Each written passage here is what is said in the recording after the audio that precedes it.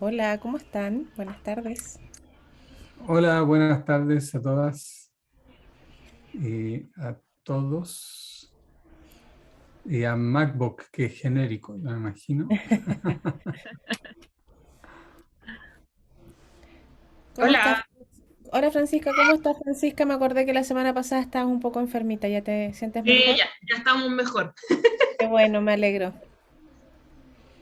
me alegro. Hola Javiera, hoy Javiera está como afuera, qué rico, verdecito se ve ahí. Sí, qué rico. Sí, me arranqué, salí a tomar aire. Qué bueno, aunque a mí me cuesta tomar aire con la mascarilla, en La verdad. mascarilla. Mm. Es que no queda otra, Sí, me queda otra oferta. no queda otra. En la semana pasada tuvimos de invitada a Leonie Kausel, una neurocientífica que nos habló de dos temas importantes. Uno sobre la atención y otro sobre motivación. Y aprendimos cosas interesantes, tanto de trabajo con escolares como en el trabajo cotidiano de nuestro entorno laboral, acerca de cómo motivamos, cómo nos motivamos y cómo usamos los recursos cerebrales. Eh, Ahora en esta sesión vamos a tener un invitado que, como típicamente lo hacemos con invitados, llegan un poco más tarde. Así tenemos un espacio para que ustedes hayan tenido tiempo para revisar el material o todas las sesiones anteriores, todas, no solo la de la semana pasada. Y entonces primero queríamos dejar este espacio abierto para aquellos o aquellas que tienen dudas, consultas, comentarios que quieren hacer.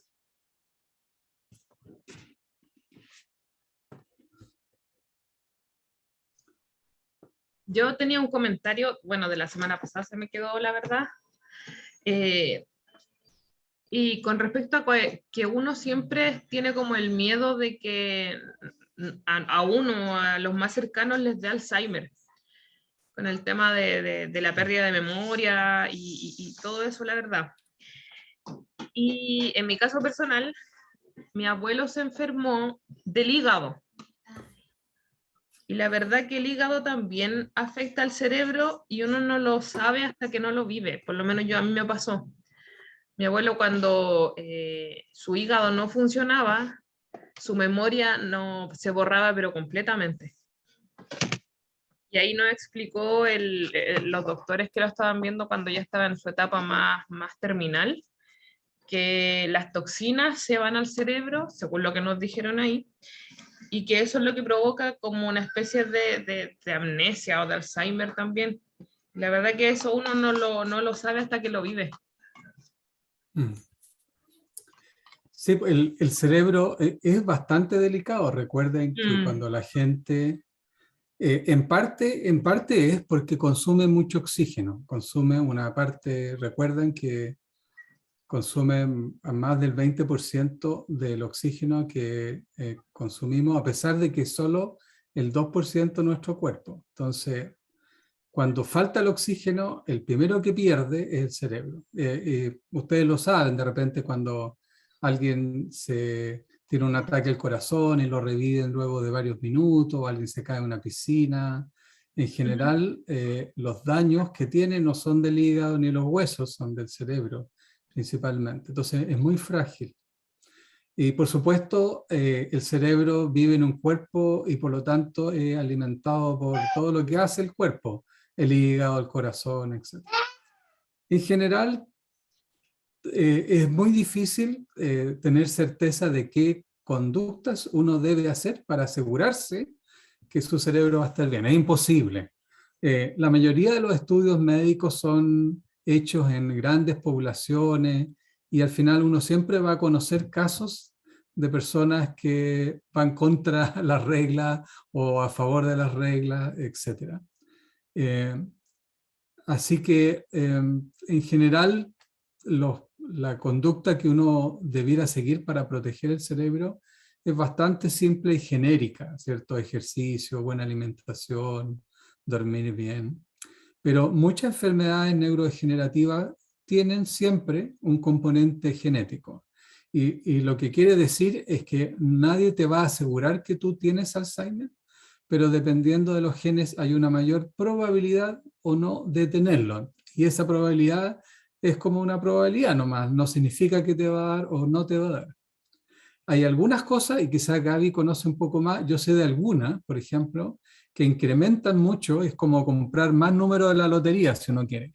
Por ejemplo, un trauma cerebral, un golpearse la cabeza después de los 50 años, por ejemplo, es una cosa que se ha asociado muy fuertemente a aumentar, no a garantizar, aumentar las posibilidades de Alzheimer.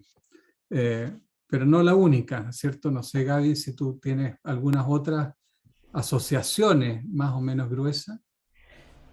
O sea, va a depender de qué enfermedad estemos hablando también, no solamente, por ejemplo, el Alzheimer, hay otras, por ejemplo, el Parkinson se ha asociado harto, por ejemplo, la exposición a pesticidas, este tipo de toxinas también se ha visto que se relacionan con una mayor incidencia de desarrollar, por ejemplo, Parkinson. De hecho, hay modelos de Parkinson que se generan con este tipo de toxinas o que provienen de pesticidas que se utilizaban antes, que no se sabía principalmente, que iban a generar esta enfermedad. Obviamente ahora están prohibidos, pero en algún momento sí hubo relación con eso o tener una mayor incidencia. Eh, entonces va a depender también de qué enfermedad con la que estemos viendo, es con qué otros de alguna forma gatillantes se pueden asociar. eh, y también va a depender cuáles son los síntomas y tal como dice Pedro, obviamente un trauma o por ejemplo espacios de isquemia que cuando falta oxígeno en ciertas partes del cerebro, también eso hace que aumenten las posibilidades de desarrollar algún tipo de enfermedad y va a depender de la región, porque no todas las enfermedades neurodegenerativas se alojan en las mismas partes dentro del cerebro eh, que, que tiene relación también con los síntomas, por ejemplo. Sabemos que el Alzheimer principalmente se asocia con áreas que tienen que ver con memoria y aprendizaje, como el hipocampo y la corteza. Pero sabemos, por ejemplo, que el Parkinson está en otras regiones, como la sustancia nigra o los nucleobasales, que tienen relación principalmente con otros componentes como los componentes motores. Entonces, de donde ocurra ese trauma que mencionaba Pedro, o donde ocurra esta falta de oxígeno, va a depender la consecuencia o va a asociarse a la consecuencia que esté asociada a ese evento particular. Así Yo que, quería, sí, dale nomás, Carol. Dale, Carol, dale, Carol. perdón, una pregunta solamente respecto a lo mismo. Cuando a la alimentación, ¿es verdad que la alimentación podría afectar de manera o incidir de manera positiva? Por ejemplo, cuando dice, no sé, consume esta vitamina o mayor cantidad de alimentos, no sé, verdes y te ayuda un poco más a, no sé, el Alzheimer, a no contraer Alzheimer o cosas así.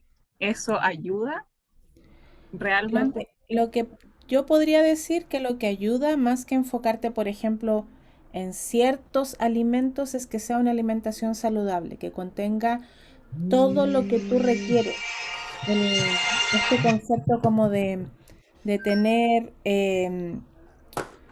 decir así como en algún momento consumamos más omega 3 y omega 6 porque eso va a generar de que tengamos mejores capacidades cognitivas y sobre todo en los niños, eso está incluso dentro de los neuromitos. Eh, pero lo que sí yo te puedo decir de que es importante de que sí uno se alimente de forma saludable, sí se alimente de forma equilibrada. Se ha visto también que un buen consumo de vegetales y de plantas en general impacta en otras partes del cuerpo que sí también tienen relación con nuestro cerebro, que es por ejemplo la microbiota, que está alojada en nuestro intestino y que tiene que ver con cómo nos alimentamos y cómo comemos.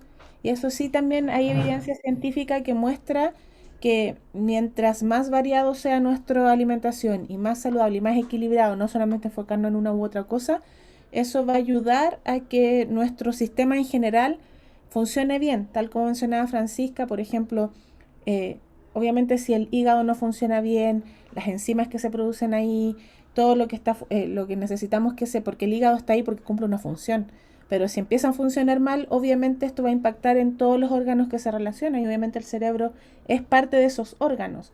Lo mismo que si empieza a funcionar nuestro corazón o funciona mal nuestro pulmón, no oxigenamos bien, eso también va a impactar de forma negativa a todos los órganos relacionados.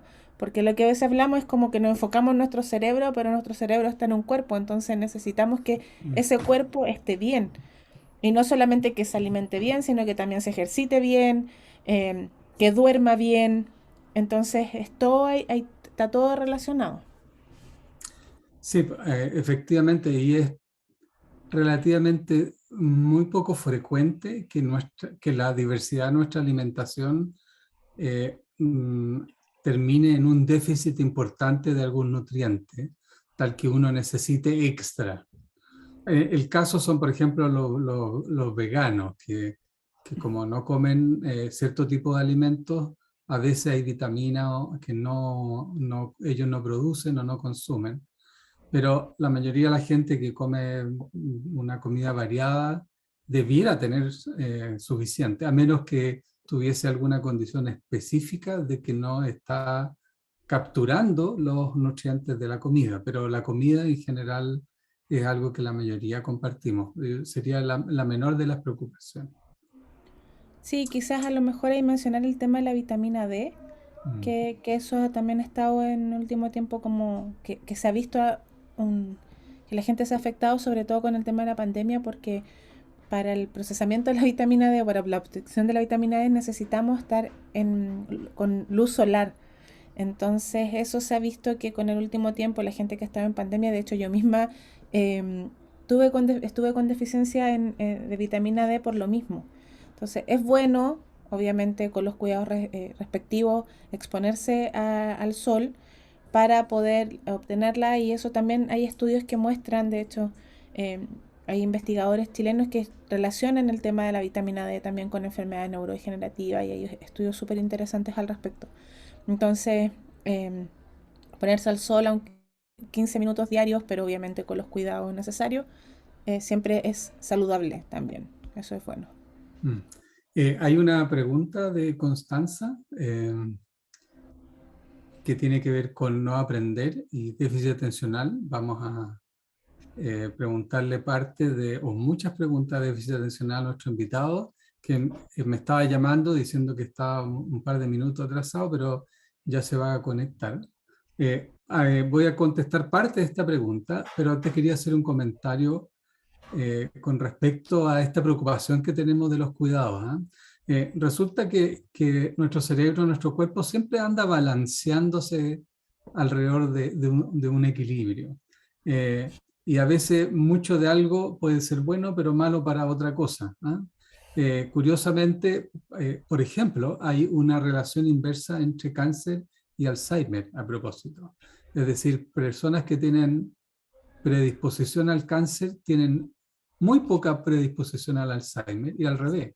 ¿Por qué esto ocurre? No es muy claro, pero otra de las cosas irónicas es que la nicotina que consumen, yo no fumo, pero que consumen personas, resulta que en la tercera edad tiende a tener algún carácter neuroprotector, curiosamente, algo que parece irónico, ¿sí? Es casi como que los fumadores, si no se murieron de cáncer, parece que tienen más protección de viejos que de los jóvenes que nunca fumaron. Entonces nunca todo es blanco y negro, siempre tenemos estas áreas curiosas y grises y que van cambiando a la medida que vamos conociendo un poco más. Ahora, con respecto, Constancia dice, ¿sí? Ella quería preguntar si es que podemos no aprender.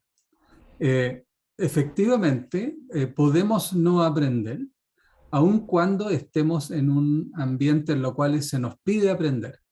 Porque el aprendizaje no es algo que uno absorbe, sino que requiere de la participación activa de nuestro cerebro para poder aprender. En la última sesión aprendimos que la motivación, por ejemplo, era un componente extremadamente relevante para que nosotros aprendiéramos algo. Desprovistos de motivación, el cerebro le entrega poca relevancia a lo que estamos experimentando y la poca relevancia se traduce en olvido, ¿cierto? Entonces, si no estamos motivados, no hay una emoción asociada, etcétera, se nos olvida. El doctor José Luis Valdés nos explicaba que nuestro cerebro no puede lidiar con todo lo que nos pasa. Y de hecho, en los pocos casos de aquellas personas que no olvidan nunca, les es totalmente perjudicial y no pueden desempeñarse normalmente en la sociedad porque acordarse de todo les impide hacer cosas normales. Entonces, efectivamente, no aprender es parte normal de nuestra vida y esto no tiene nada que ver con déficit atencional. Cuando hablamos de atención, un poco lo comparábamos con una especie de sistema que hace que algo aparezca como más interesante e importante para la tarea que estamos haciendo, ¿cierto? Una especie de foco de luz para poder mirar lo que está ocurriendo. Y que este foco de luz era algo que podíamos ampliar mucho o enfocar harto, ¿cierto? Como una linterna que puede estar muy intensa en un lugar muy pequeño o puede estar muy débil, pero cubriendo harto, como estas linternas que uno puede ajustar. Uno puede pensar así en el proceso atencional. Lo que vamos a preguntarle al doctor Aboites con respecto al déficit atencional es confirmar que aparentemente personas que tienen esta condición les cuesta más enfocar la luz de la linterna, pero no es que no tengan luz, sino que su atención está dispersa en forma permanente y les costaría mantener mucha atención localizada en un solo lugar. Y eso, por supuesto, lo dificulta.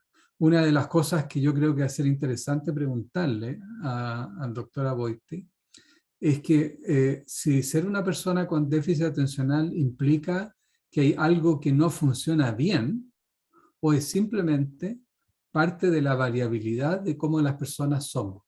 Como somos muy distintas uno a otro, nunca somos todos iguales. Algunas personas tienen más habilidad de atención y otras menos habilidad, y quizás el déficit atencional sea solamente parte de un grupo minoritario, pero que no constituye algo echado a perder, ¿eh? Así que eso lo vamos a dejar pendiente, preguntarle a Francisco. Mientras él llega, entonces también pueden, como dice Carol, ¿cierto?, hacer más preguntas sobre las sesiones anteriores o comentarios que quieran hacer.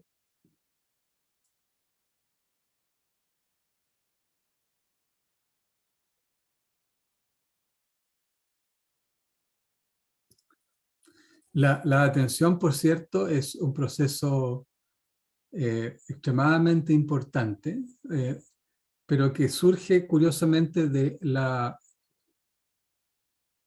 las limitaciones del cerebro. El cerebro no puede mantener atención constante. Y justo aparece entonces con nosotros el doctor Aboites. Vamos a esperar que aparezca, está de estar conectándose. Y ahí está. Muy buenas tardes, Francisco. Gusto verte. Sí, 6 minutos atrasado según veo, pero bueno, ya. No, efectivamente está justo a tiempo. Normalmente en estas sesiones, en estas conversaciones de neurociencia, semana a semana discutimos distintos temas y siempre nos damos un tiempo para conversar sobre la semana pasada o temas pasados para ir calentando el ambiente y luego entonces con más confianza tirarte una serie de preguntas. Yo les quiero presentar aquí a Francisco Aboites. Francisco Aboites es profesor titular de la Facultad de Medicina de la Universidad Católica de Chile. Él es el jefe del laboratorio de neurosistema y creo que también el director del postdoctorado en neurociencia, ¿cierto? O sea que del doctorado, del programa de doctorado. El programa de doctorado. Espera un poquitito que estoy viendo aquí. Ya, perfecto. Sí, soy director del programa de doctorado y del Centro Interdisciplinario de Neurociencia. Así que creo que, por lo menos en la comunidad, Francisco Boite, uno de los neurocientíficos más renombrados, conocido por todos y que ha trabajado toda su carrera en neurociencias cognitivas. Y es, por lo tanto, un pionero en esta área.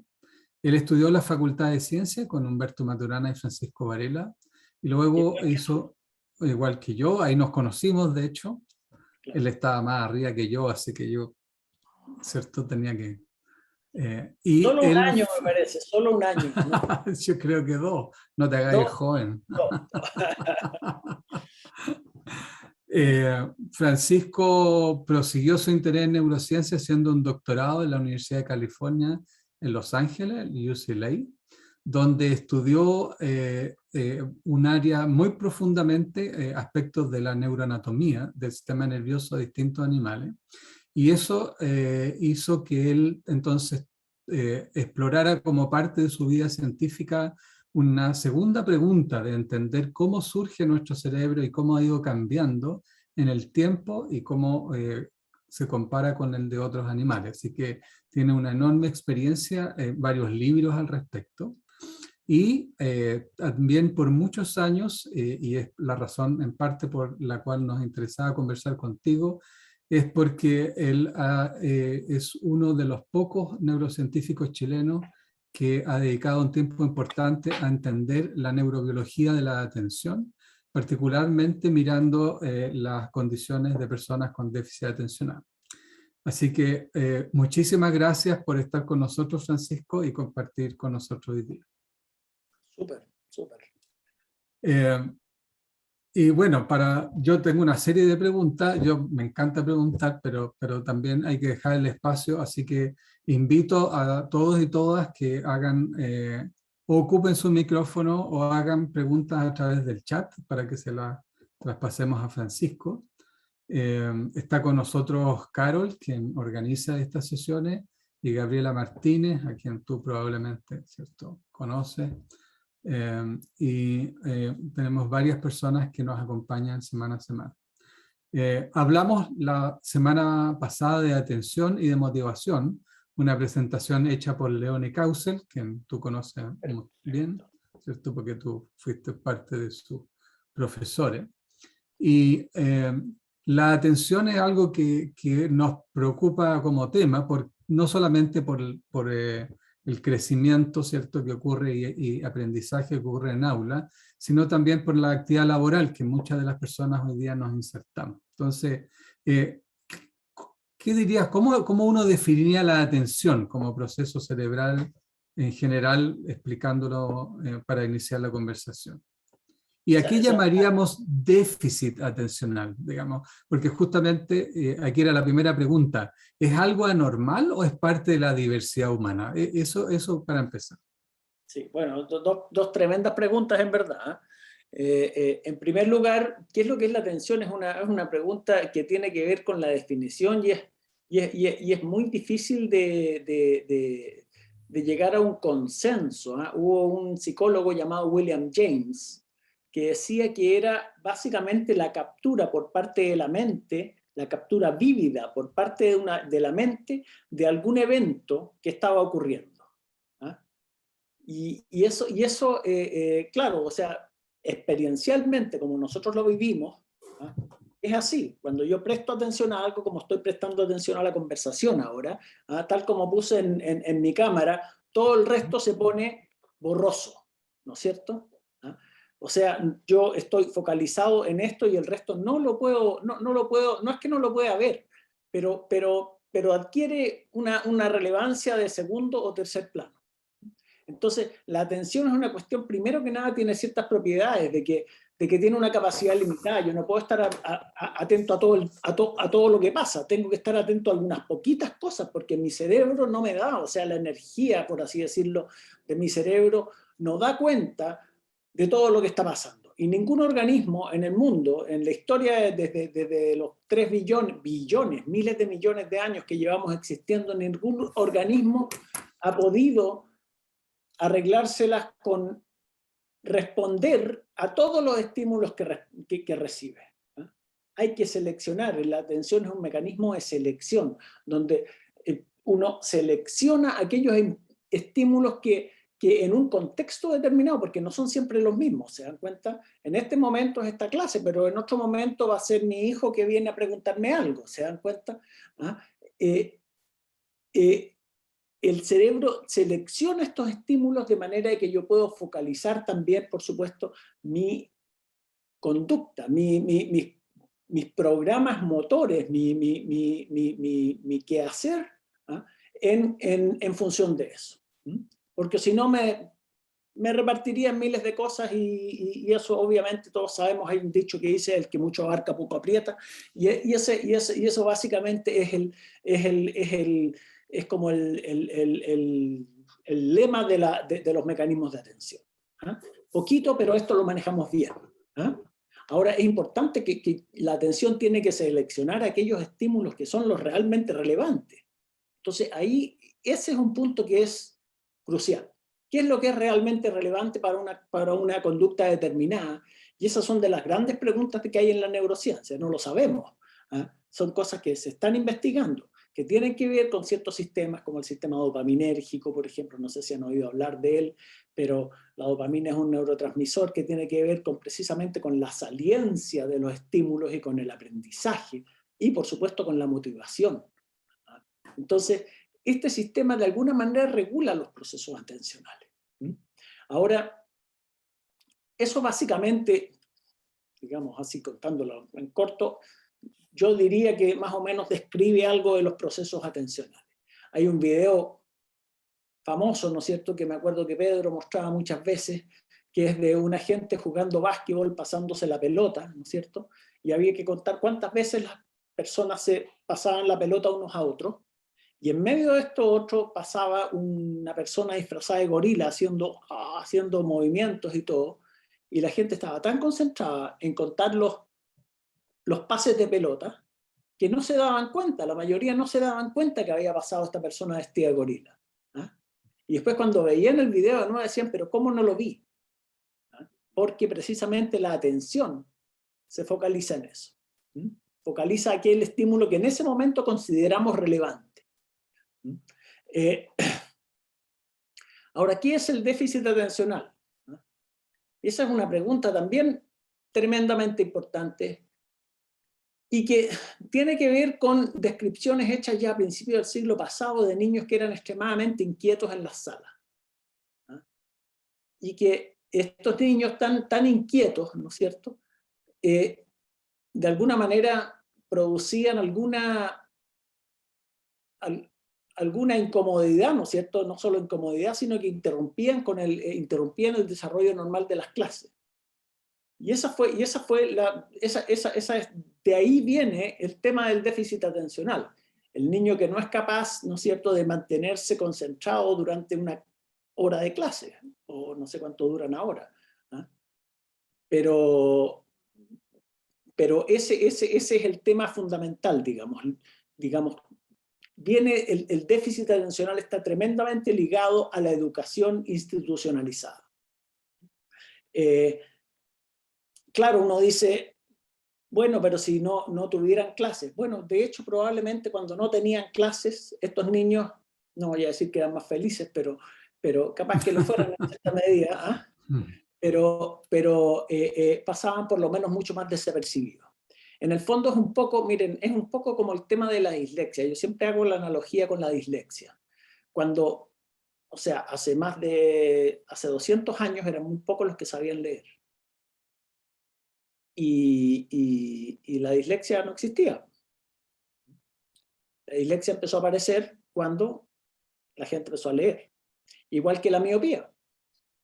De hecho, la miopía es peor porque la miopía, de hecho, se ha acentuado en aquellas sociedades donde se hace más énfasis en la educación, digamos, muy rígida, como en China, por ejemplo, o en los países orientales. Entonces, en cierta medida, esta condición que existía, de repente, debido al desarrollo cultural, al desarrollo sociocultural, como queramos llamarlo, en algún momento se empezó a institucionalizar la educación y se inventó este fenómeno de las horas de clase, que los niños tenían que estar en horas lectivas. ¿no es cierto? Y se generó una situación estricta, autoritaria, ¿no es cierto?, donde algunos, y digamos que la mayoría, funcionaron bastante bien, pero hubo un grupo que no funcionó bien. ¿Ah? Y estos niños eran, no voy a decir, algunos eran probablemente totalmente normales, o pasaban por normales, así como los disléxicos que no sabían leer. ¿Ah? Otros no. ¿Ah? Otros tenían un grado de inquietud, inmovilidad y hiperactividad que igual era, o sea, a mí me ha tocado ver muchos niños, muchos pacientes, yo no soy clínico, pero en el laboratorio han pasado muchos niños y hay grados dentro de esto, o sea, hay niños que son realmente que se trepan por las paredes, y eso se habrían trepado por los árboles en su momento, ¿ah? Y yo creo que muchos de ellos también, de hecho hay una asociación estadística entre el déficit atencional y ciertas conductas de riesgo, ¿ah? En la adolescencia y en la adultez, como por ejemplo, de hecho yo creo que hay muchas de estas personas que se tiran en bungee, o no sé si saben lo que es el heli-skiing, esta gente que se tira de un helicóptero con los esquís y se tira a la montaña, y empiezan a esquiar así sin pista, sin nada, se tiran y de hecho algunos provocan una avalancha detrás de ellos, entonces van arrancando de la avalancha, no sé si han visto esos videos, son unas cuestiones Sí, yo he realmente visto uno, sí. impresionantes, ¿ah? Y les gusta, lo peor es que les gusta. Entonces, esa gente que yo creo que la mayoría de ellos han tenido déficit atencional. Entonces, claro, hay una situación, hay una condición que es una cierta afinidad por el riesgo, cierta incapacidad de mantener sobre todo la atención sostenida, ¿no?, que es otra característica muy importante. O sea, obviamente el tipo que se tira en el esquí para abajo, o sea, no puede sino tener su atención muy sostenida en lo que está haciendo, porque si no, no lo podría hacer nomás, estaría enterrado bajo la nieve. ¿Ah? Pero ¿qué pasa con ellos cuando tienen que hacer algo que no los motiva? Como estar en una sala de clase, ¿ah?, o aprender algo que la verdad es que consideran aburrido. Su atención, antes que cualquier otra cosa, desaparece. Desaparece y se van en cualquier cosa.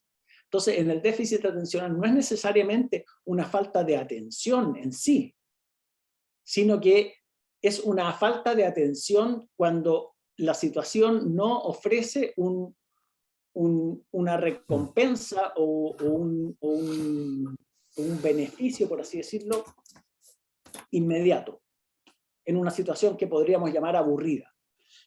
Cuando el niño está jugando Nintendo, está como si el tipo que se tira en el esquí para abajo.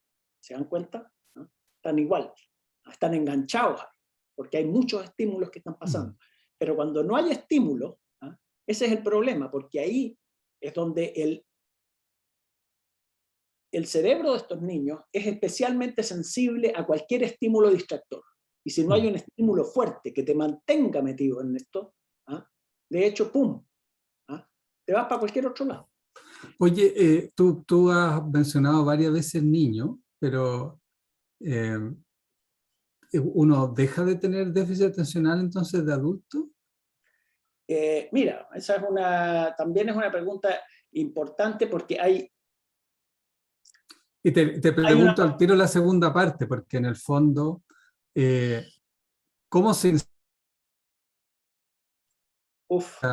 a lo mejor una persona que tiene estas características? Te perdí cuando...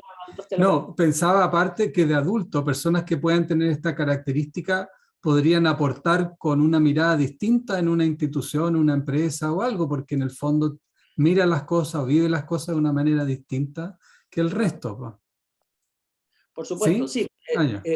De hecho, suele ser así. O sea, mira, hay una proporción de individuos que pasan a ser, que mantienen estos síntomas en la adultez. Y de hecho se llama el déficit atencional de adulto.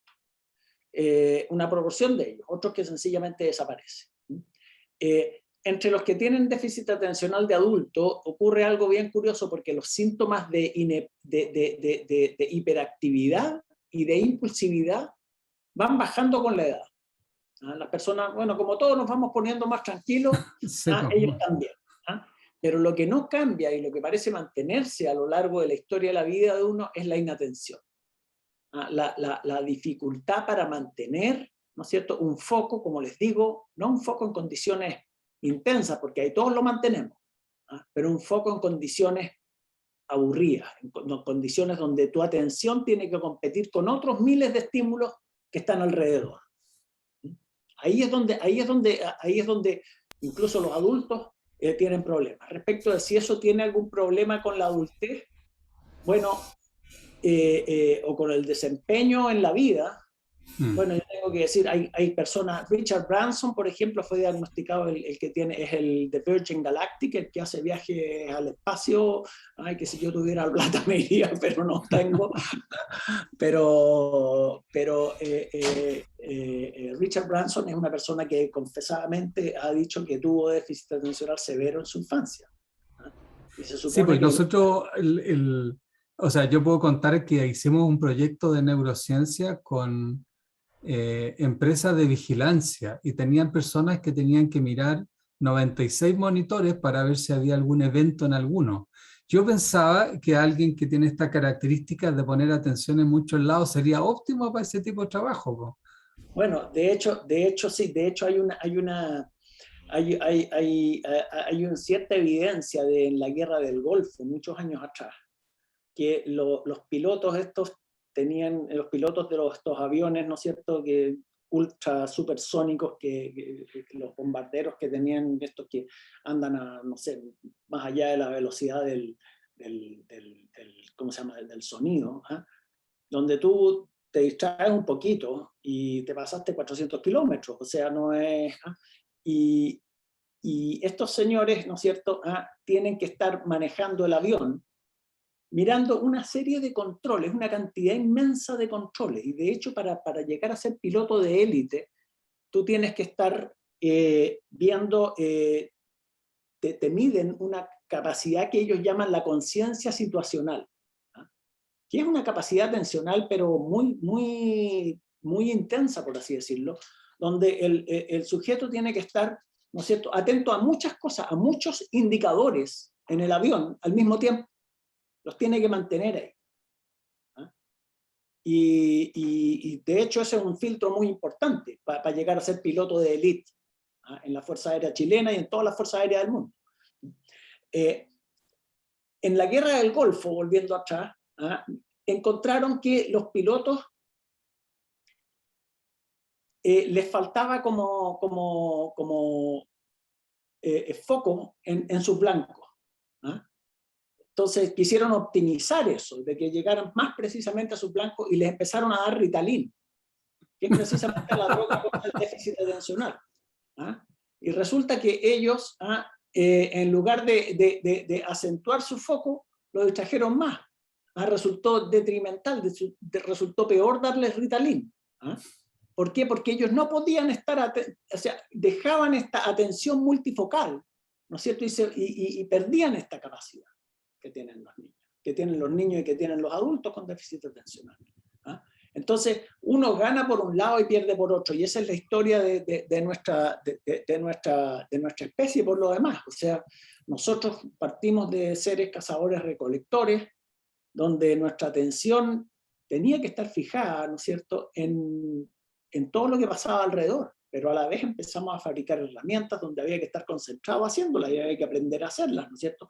Había que estar focalizado, golpeando las piedras por no sé cuánto tiempo.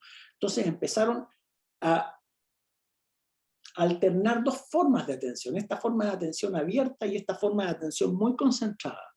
Y cuando fue desarrollándose la civilización, esta forma de atención concentrada empezó a tener mayor validez. Se empezaron a seleccionar aquellos individuos que tenían mayor capacidad de atención focalizada, porque hacían mejores trabajos, porque hacían esto y lo otro. Mientras que los otros no tanto. Y la educación fue precisamente uno de los ejemplos de esto, donde la atención focalizada ya llegó, o la exigencia por la atención focalizada llegó a su expresión, yo diría, más importante.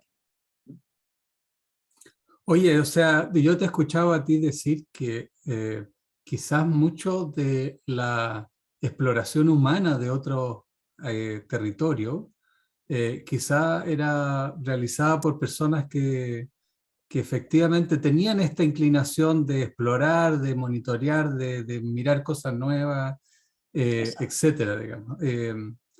Parece razonable, y eso querría decir, o se podría traducir en que una persona que se acerca más a este tipo de modo de atención sería más innovadora en un ambiente laboral o de estudio o científico o lo que sea que está haciendo.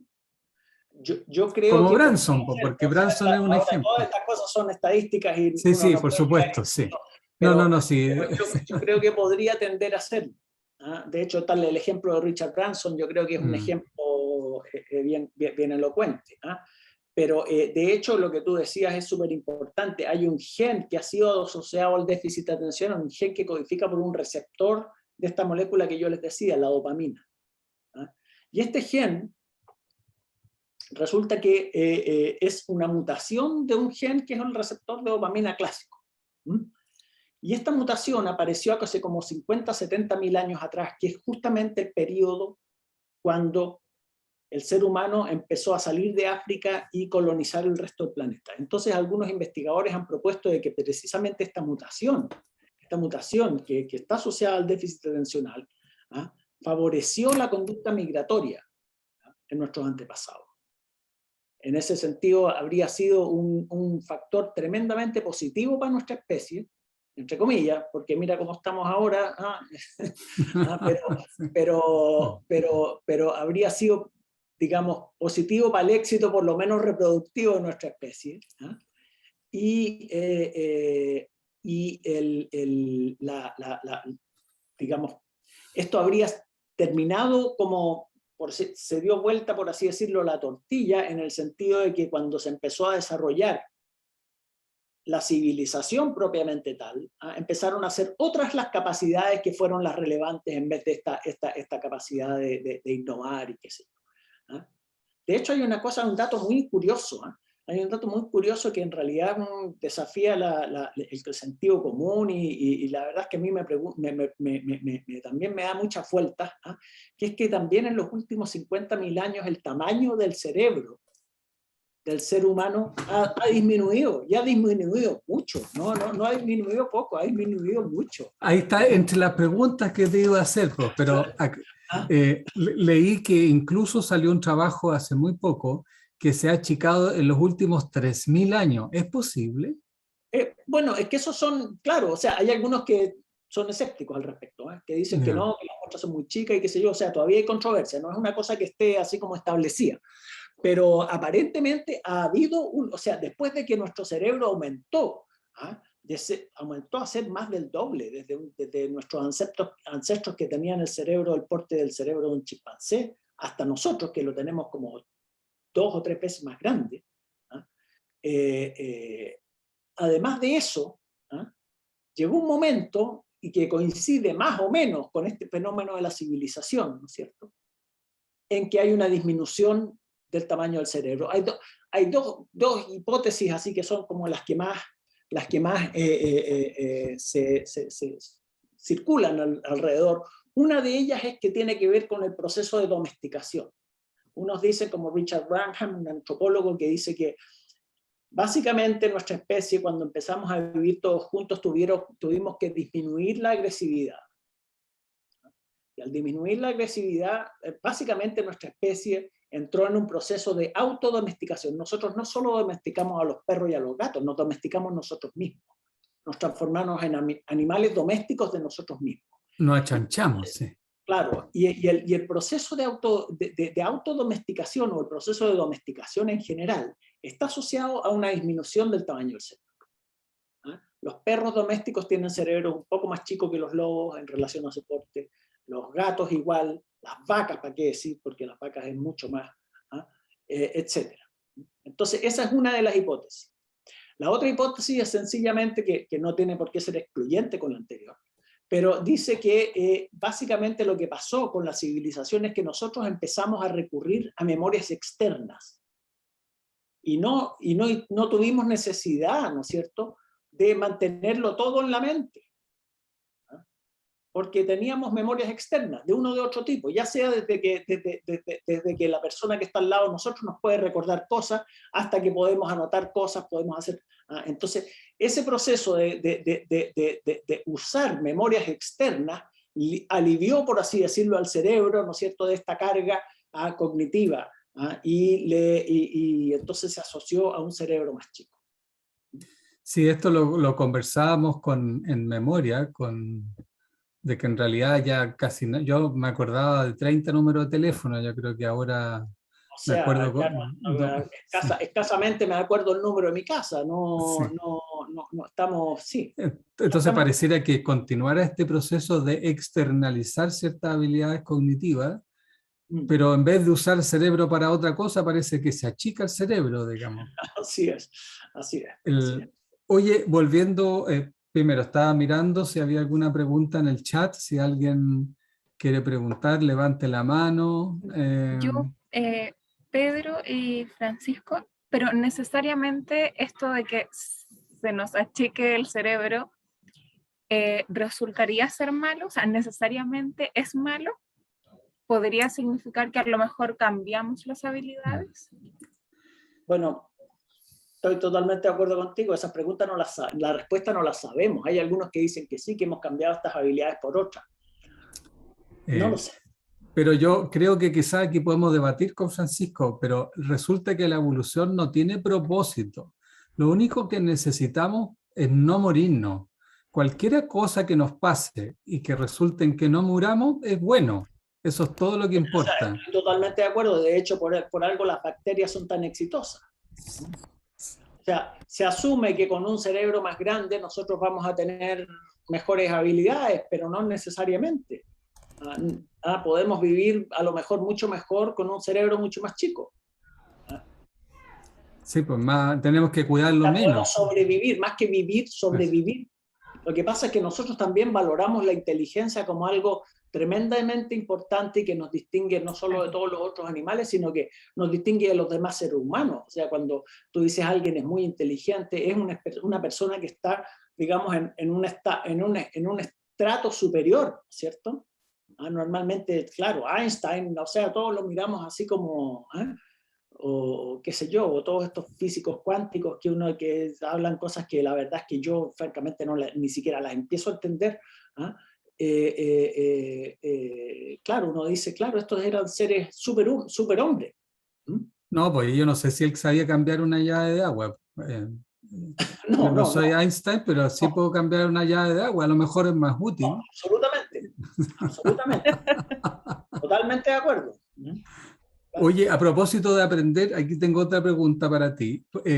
Mira, hasta ahora ha sido súper interesante para mí porque tú nos estás diciendo que en el fondo el déficit atencional en su enorme gama es parte de un continuo de la manera en que los humanos tomamos atención y no necesariamente que algo de repente se echó a perder, y eso es muy interesante.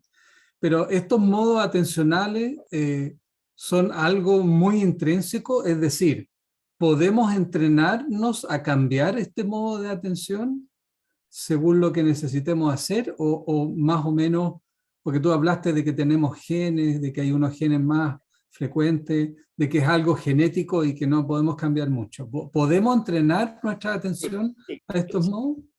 Sí, primero que nada, estos genes reflejan una asociación estadística y además de ser estadística es débil. Es consistente, sí, pero es débil. Okay. De manera que tener estos genes no significa que tú vayas a tener déficit atencional y si no los tienes, tampoco significa que tú no vayas a tener déficit atencional. Esa es la primera cosa que es bien importante. Después, si acaso tú puedes entrenar esta capacidad, yo creo que sí, yo creo que se pueden entrenar. Nosotros hemos hecho experimentos en el laboratorio, qué sé yo, mostrando de que hay ciertas habilidades atencionales que uno las puede desarrollar.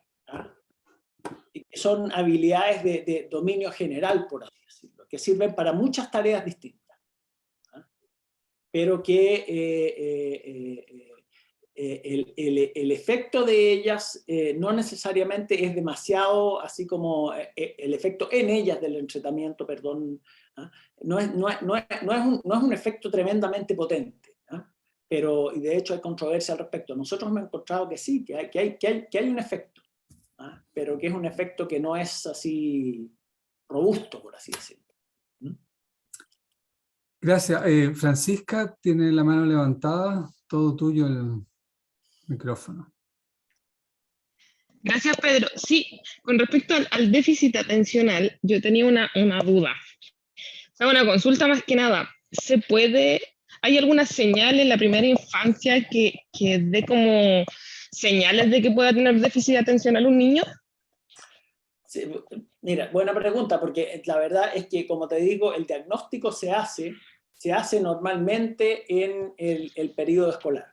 Ese es el periodo donde se hace el diagnóstico, en los primeros años del periodo escolar.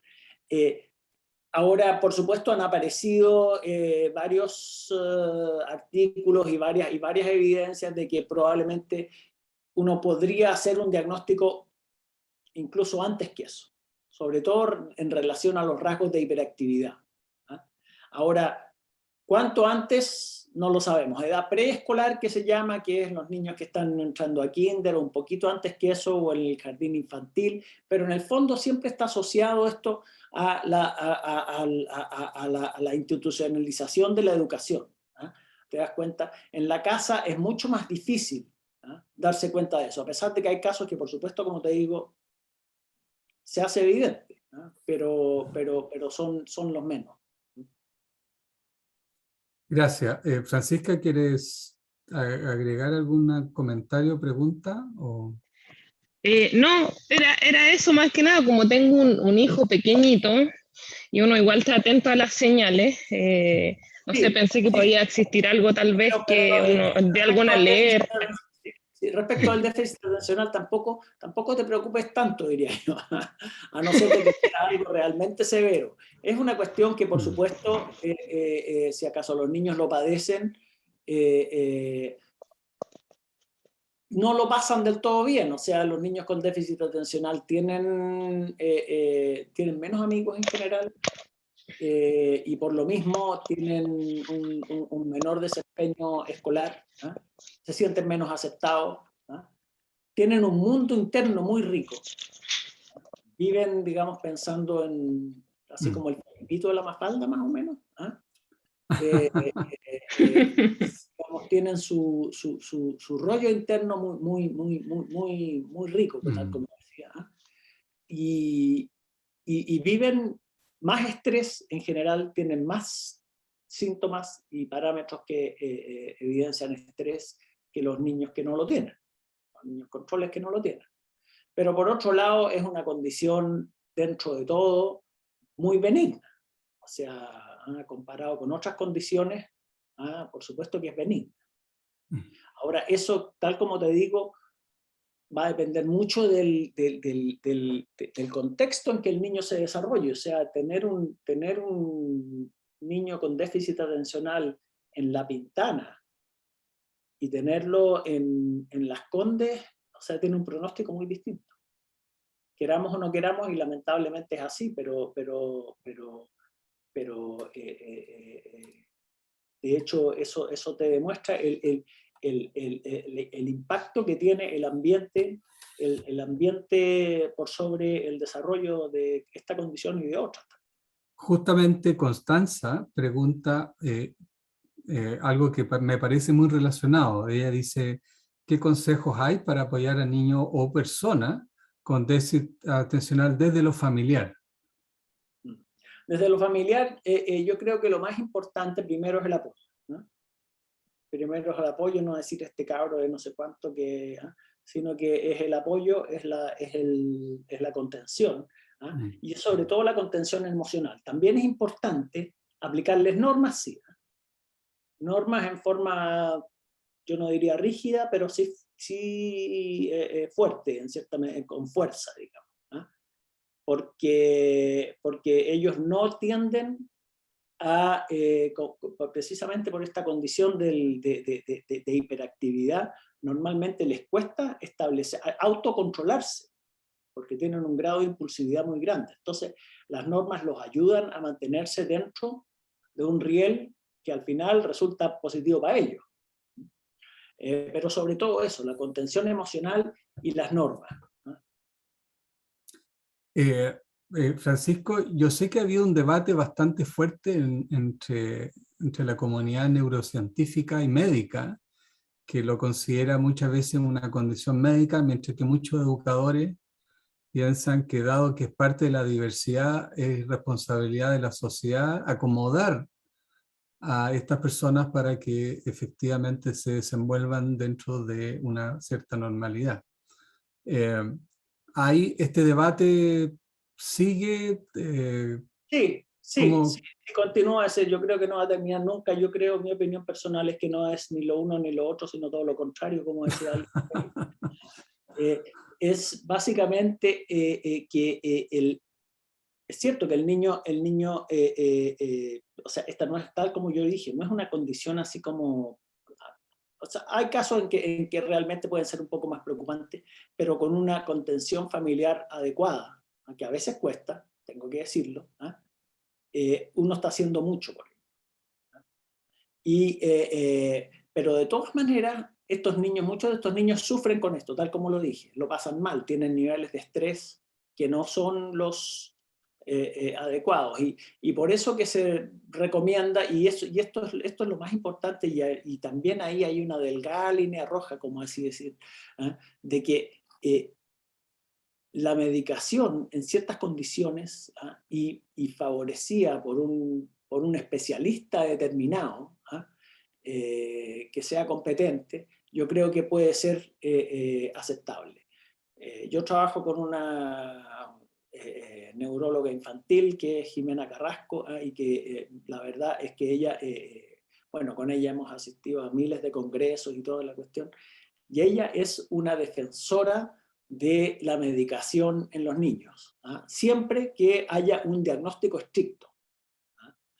Pero ese diagnóstico estricto también, digamos, aquí yo me pongo como abogado del diablo también, es difícil de obtener porque el diagnóstico es fundamentalmente clínico, basado en una entrevista con el médico, y eso va a depender siempre de la opinión del médico. Pero eso sugiere que habría un diagnóstico de algo clínico. Para mí siempre sugiere que hay una división entre alguien que lo tiene y alguien que no lo tiene. Bueno, pero de lo que tú nos cuentas hay una especie de continuo, entonces cualquier línea va a ser artificial, ¿o no? Exactamente, estamos casi como con el problema del aborto, claro, exactamente. Esto es una línea dentro de un continuo que ponen los clínicos, y yo creo que esa línea está puesta en el contexto de lo que signifique para el niño en términos de su desempeño social, educacional, etc. Porque hay mucha evidencia de que la medicación en los casos que corresponde, produce un desempeño escolar mejor, un desempeño social mejor, y sobre todo produce un mejor pronóstico a medida que los niños crecen. Se ha hablado mucho de que el Ritalin podría producir adicción. Resulta que la evidencia indica que es todo lo contrario. Los niños que son medicados con Ritalin en general están protegidos de conductas adictivas, cosa que los niños con déficit atencional en general tienen una propensión hacia ese tipo de conducta. Sí, esa era justamente una pregunta adicional que tenía, porque tú hablaste de este neurotransmisor que usa el cerebro llamado dopamina, que parece ser central.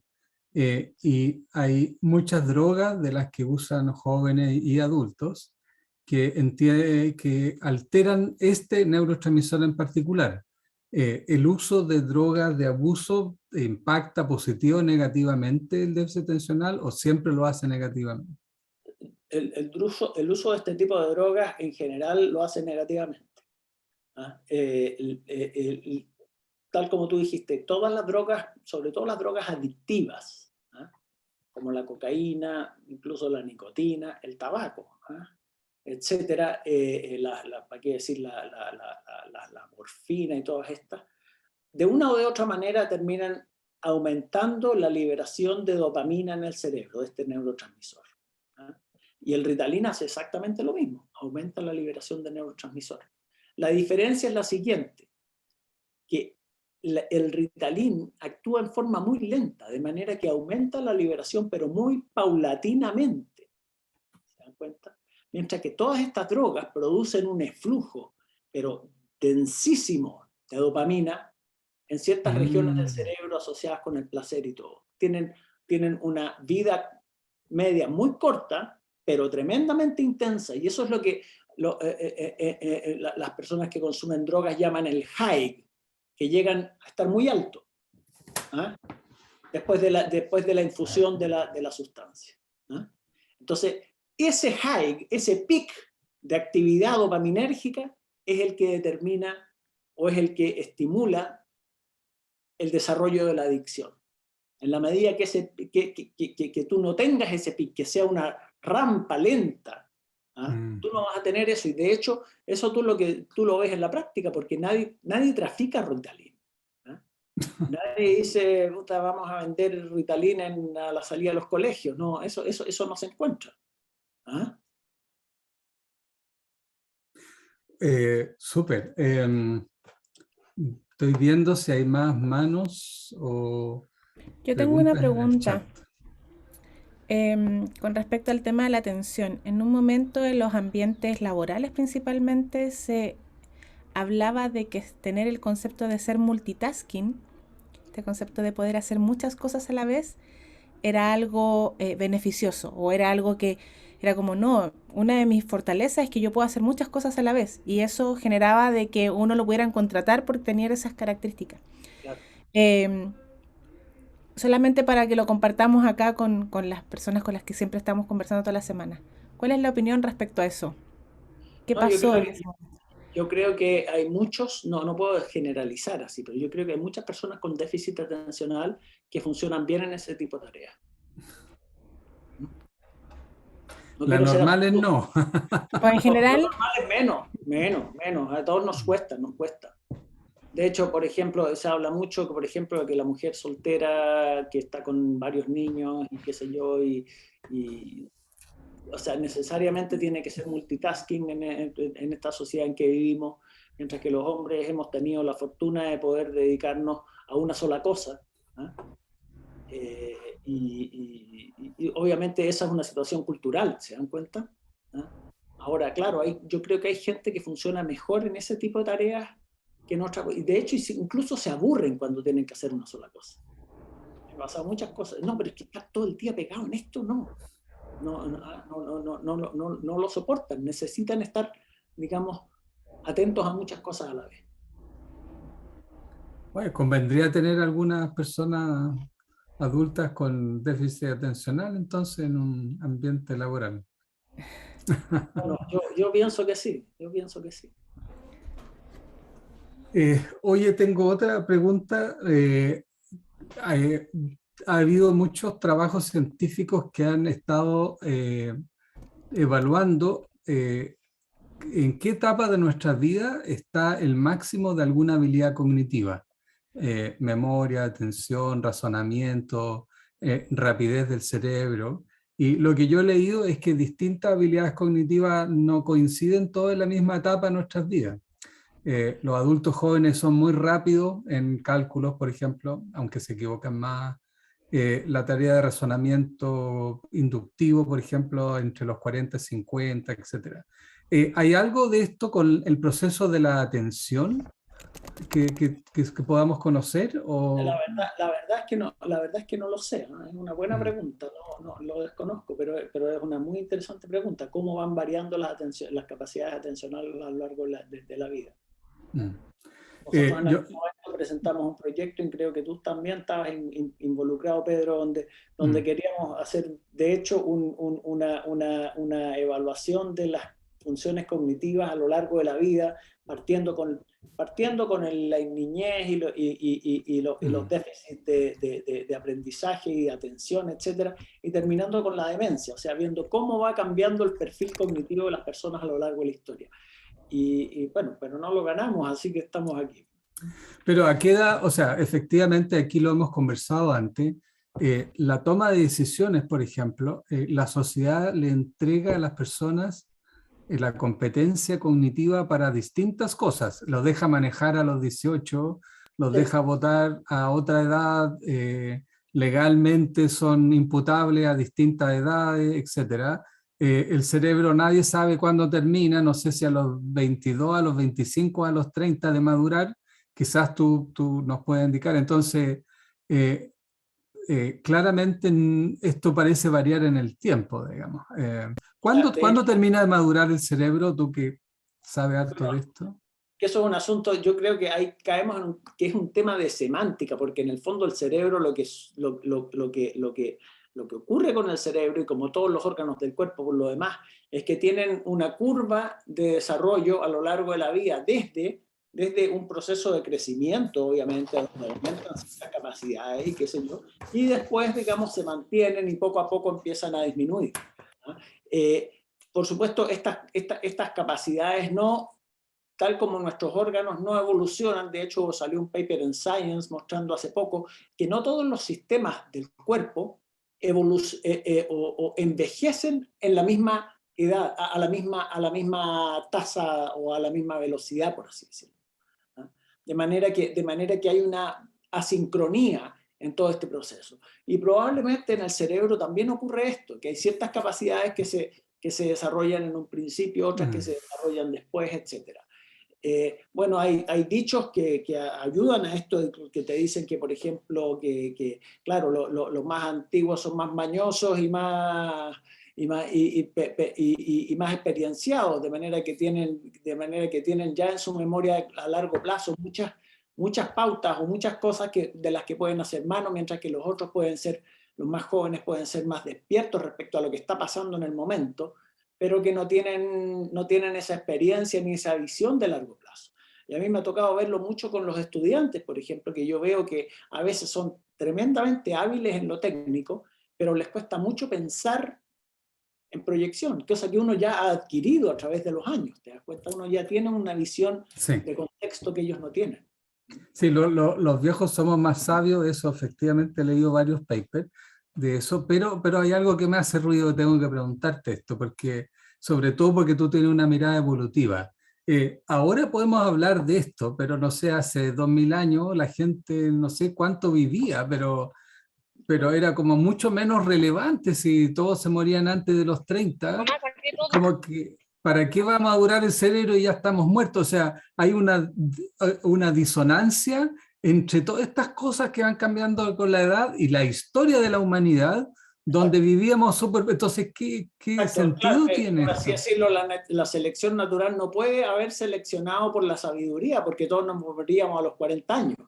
Claro. Yo creo que estas cosas sencillamente son una consecuencia podríamos llamarla afortunada, o no sé, del desarrollo social nomás. Lo que pasa es que no todos los cambios evolutivos son una consecuencia directa de la evolución de la selección natural, sino que de repente hay cosas que ocurren como consecuencia de ciertas otras adaptaciones y que resultan ser también, voy a decir una palabra que no debe ser dicha, pero útiles para la especie, ¿no?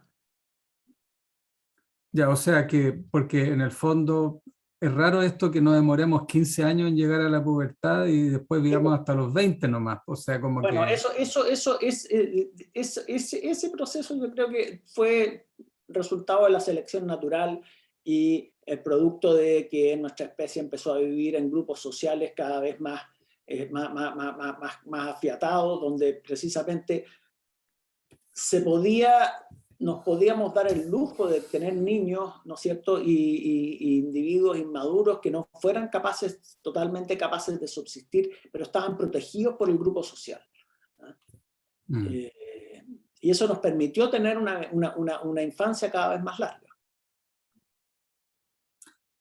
O sea, obviamente entonces estamos aquí por esta colaboración social, digamos, si no... Absolutamente, absolutamente. Muy bien. Vuelvo a mirar las manos, no veo ninguna. Gaby, Carol. No hay bueno, Javier. invitarlas a que hagan preguntas en el chat si es que no quieren, si tienen alguna duda y siempre son bienvenidas al diálogo. Tampoco veo en el chat, así que todavía tenemos unos minutos más para preguntas. Se aburrieron mucho, parece, no sé, que no, No, yo tengo No, más, pero no. al contrario.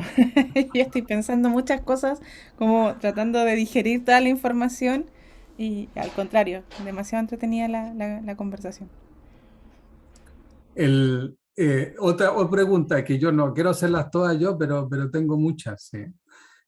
Con respecto a esto, un poco a lo que viene.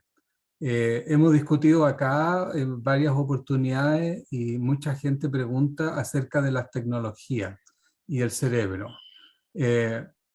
Tú hablaste en algún momento que hemos estado externalizando nuestras habilidades cognitivas, pero pareciera que estamos a puerta de un mundo donde la tecnología adquiere cada vez más capacidades parecidas a nuestro cerebro.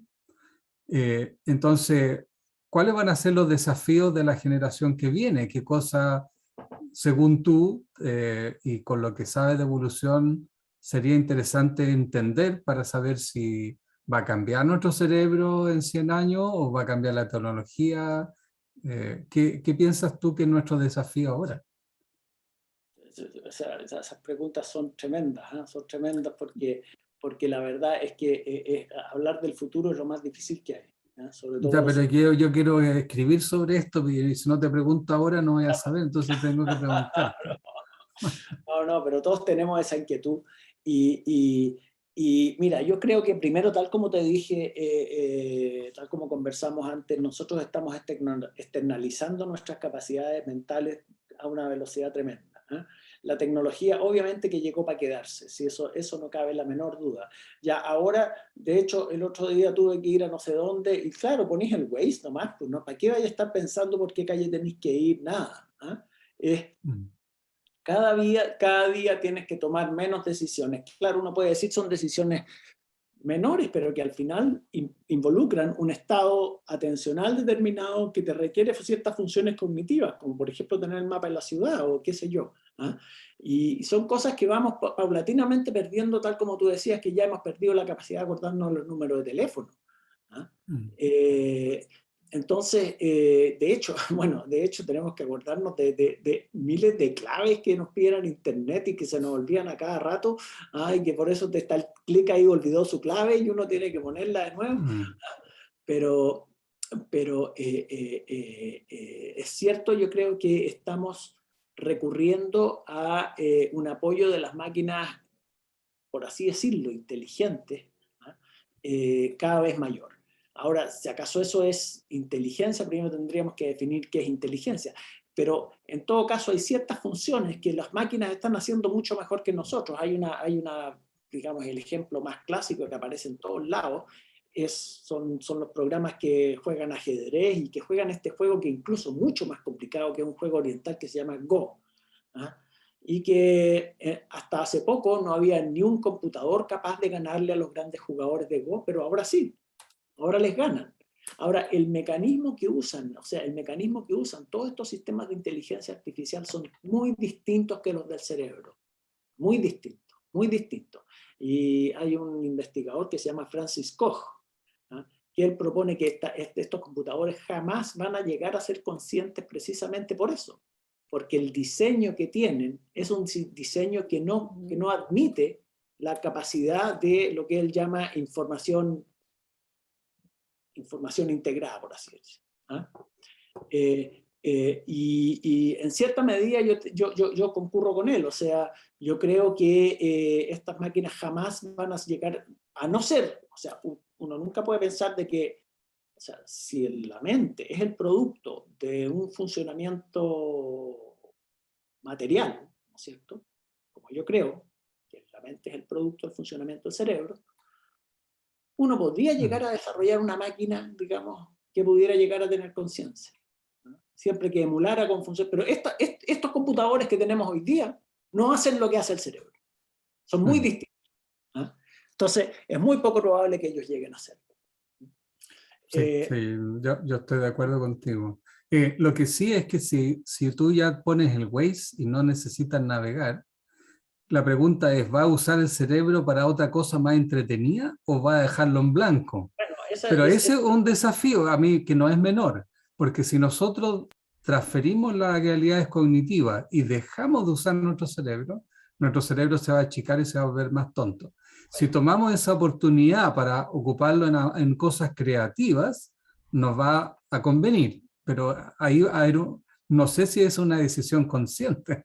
bueno, es que yo creo que ahí, además, yo creo que hay uno de los peligros de toda esta cuestión. Es una cosa que menciona, no sé si tú lo has leído, a Yuval Noah Harari, Sí. que él menciona de que esta situación en la que en el fondo nuestra vida la van a manejar algoritmos hasta para buscar pareja, uno va a poder meterse, de hecho ya hay varios algoritmos para eso, pero va a haber cada vez más sofisticados, ¿ah? Que te van a permitir buscar pareja sin que tú tengas que ejercer ninguna función cognitiva ni de cortejo, ni de tratar de ser simpático, ni una cuestión, ¿ah?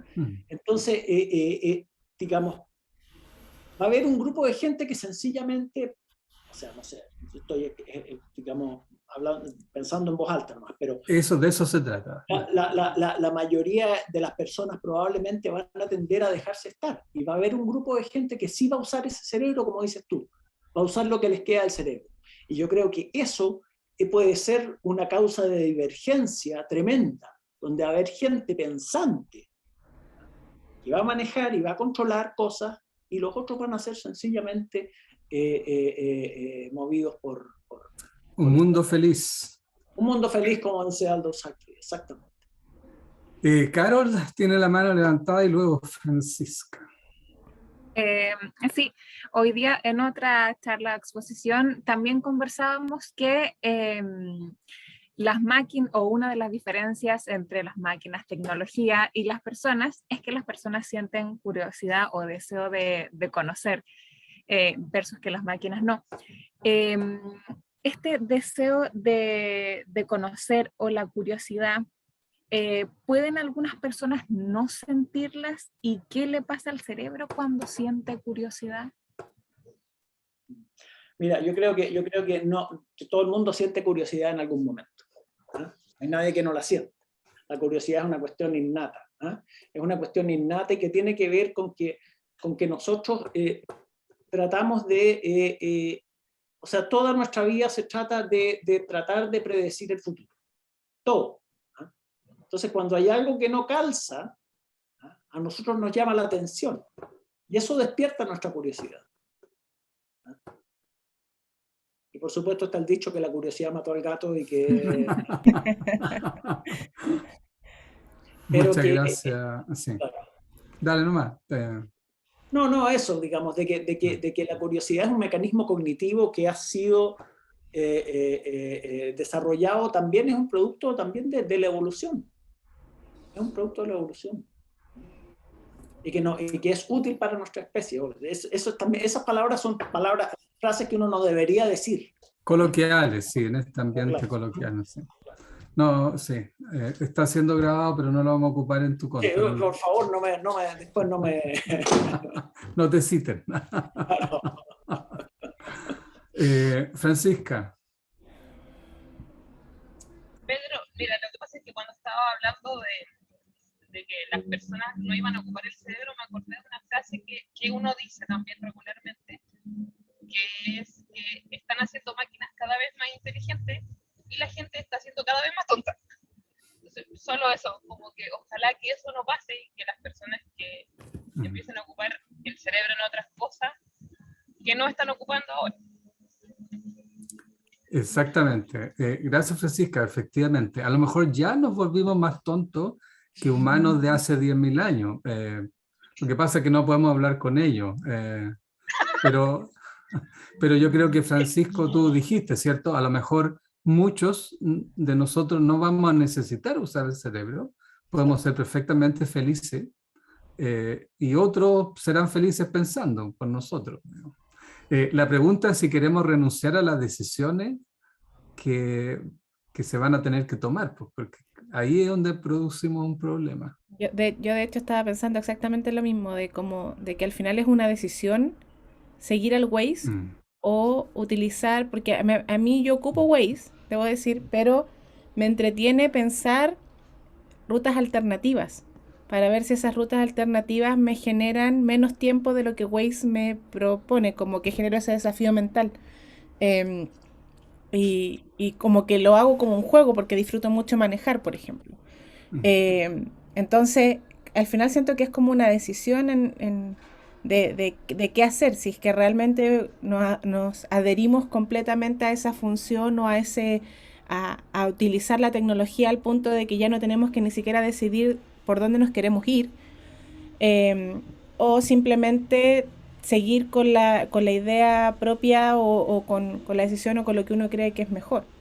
De hecho, me acordé ahora pensando en esto mismo de que tiene relación, pero con un tema motor principalmente. Que estábamos hablando con el dentista del hecho de tener estos cepillos eléctricos. Sí. Entonces yo le dije, ¿y desde qué edad es recomendable utilizar estos cepillos eléctricos? ¿Es bueno dárselo a un niño chico, eh, no sé, de 2 años, que utilice un cepillo eléctrico? Y él me dijo, yo no se lo daría, porque no va a aprender a hacer el movimiento, no va a aprender a hacer al subir y al bajar, el reconocer dónde está su boca, dónde meter el cepillo, dónde están sus dientes, dónde está su muela. Y yo le dije, sí, pues me hace todo el sentido. Obviamente que no le voy a dar a un niño pequeño me dijo, ahora si a un adolescente es distinto, pero un niño chico darle un cepillo eléctrico en realidad no le aporta mucho. Eh, entonces, claro, yo creo que van al final las decisiones que uno toma al respecto. Sí, pero yo te voy a Yo dar quería hacer una acotación ahí también, Dale, Francisca. porque con respecto al Waze, si bien hay gente que lo ocupa porque es más fácil, en el caso mío, por ejemplo, yo no soy de Santiago, entonces llevo, si bien un tiempo, pero hay comunas que no conozco y lo ocupo las veces que necesito saber cómo llegar a un lugar. Pero después de que uno sabe cómo llegar, lo aprende. Sí. Por lo tanto, uno puede usarlo también como para conocer una ciudad distinta y después ya no ocuparlo, no sé. Por supuesto que sí. Por supuesto que sí. Muchas gracias.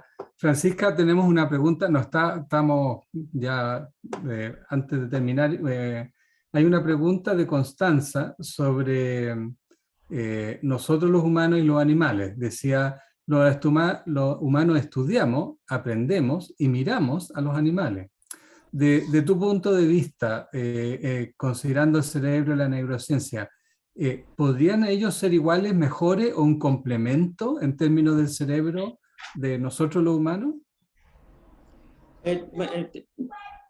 Estas son preguntas que dan para largo, porque, claro, uno puede decir, por supuesto, que nuestro cerebro es muy superior al de un gusano, no cabe la menor duda.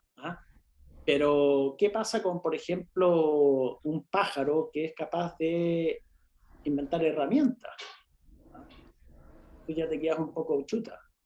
Un pájaro, además, que ni siquiera tiene corteza cerebral los pájaros. Y son capaces de hacer herramientas. Inventar herramientas, cosas que un chimpancé no es capaz de hacer. Entonces, el tema de en qué medida, digamos, o cómo comparamos las capacidades de las distintas especies es muy complicado. Es muy complicado. De hecho, hay mucha gente que dice que esta capacidad de la inteligencia, digamos, no se puede comparar entre distintas especies porque cada especie tiene un entorno y un mundo muy distinto y que es muy difícil, digamos, evaluar las capacidades cognitivas de uno comparadas con las de los otros porque es como comparar peras con manzanas. Como los pulpos, que parece súper interesante. Los pulpos parece que tienen una capacidad de aprendizaje tremenda con un cerebro muy distinto que el nuestro, muy distinto. La mayoría de sus neuronas están localizadas en los tentáculos. Entonces, es una cosa muy distinta que nosotros. Y todos han visto las cosas que hacen los pulpos, cosas meterse a YouTube nomás, me pongan pulpo nomás y van a ver la cantidad de cuestiones impresionantes que hacen los pulpos. Hay una película muy buena que es mi maestro el pulpo, no sé si la vieron, pero es sí, yo la vi. Sí, también la vi, muy bonita. Bueno, hay algunos animales ven mejor colores que nosotros, escuchan mejor, tocan mejor, o sea, claro, excepto destruir el planeta, es lo único que hacemos nosotros mejor que el resto. Bueno, estamos prácticamente, ya no podemos seguir. Hay un mensaje de Carolina para todos, que tuvo que dejar su contacto para compartirlo. Y antes que se termine la hora, quiero agradecer tremendamente a Francisco. Me encanta hablar con él porque él es un hombre que ha escrito mucho sobre ideas conceptuales en neurociencia, así que yo lo invito a que lean sus libros también. Y quiero agradecerte enormemente el haber aceptado participar. Muchísimas gracias y le agradezco a todas sus preguntas y bueno, ojalá nos encontraremos en algún otro momento. Muchas gracias. Muchas gracias. Muchas Muchas gracias. gracias. Sí, Bien, muchísimas y- gracias a todos. Pedro. Gracias. Los dejo invitados entonces para la sesión de la próxima semana, Gaby, Sí, que tenemos la próxima semana Mindfulness y Bienestar con Constanza Baquedano, que va a ser la primera sesión en la cual vamos a conversar acerca de cómo, qué conocemos desde la neurociencia también acerca del mindfulness y del bienestar. Así que todos bienvenidos, todas bienvenidas a la siguiente sesión. muy bien. Muchas gracias a todos. Gracias, Kiko. Muchas Un gracias a Gracias, abrazo. muy bien, cuídense. Nos Los vemos. esperamos, que Tengan estén muy buena bien. semana. Chao. Gracias, chao. Chao, gracias.